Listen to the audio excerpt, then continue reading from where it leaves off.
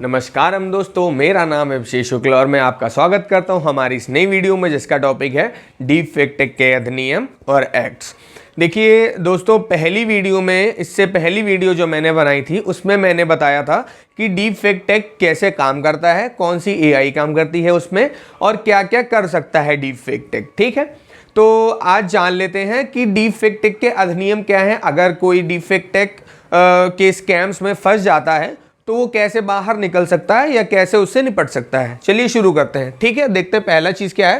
देखिए, deep fake take को नियंत्रित करने हेतु कानून का अभाव है।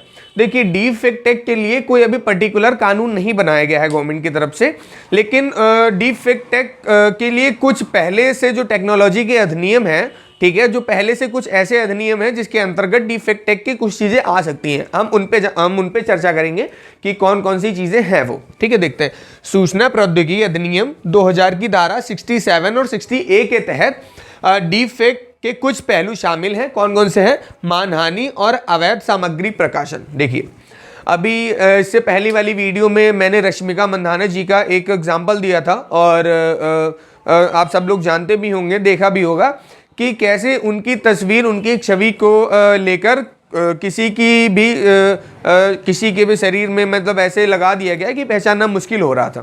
वो थोड़ा सा मतलब गलत छवि प्रकट कर रही थी उनकी। तो आप देख सकते हैं कि उनको इस चीज़ से कितना प्रभाव पड़ा होगा।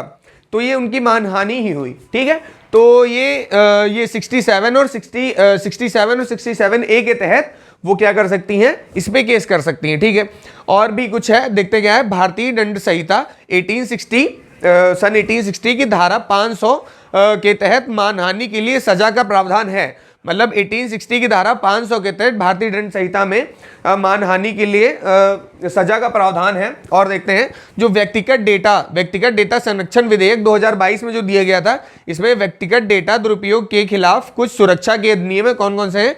डीप फेक का स्पष्ट तौर पर संबोधित नहीं है। मतलब इसमें क्या है, डीप फेक के लिए कोई एक्ट या कोई चीज स्पष्ट तौर पर मतलब संबंधित नहीं है। मतलब कि ऐसा नहीं है कि डीप फेक टेक के लिए कोई पर्टिकुलर कानून बनाया गया, ऐसा कोई कानून नहीं है।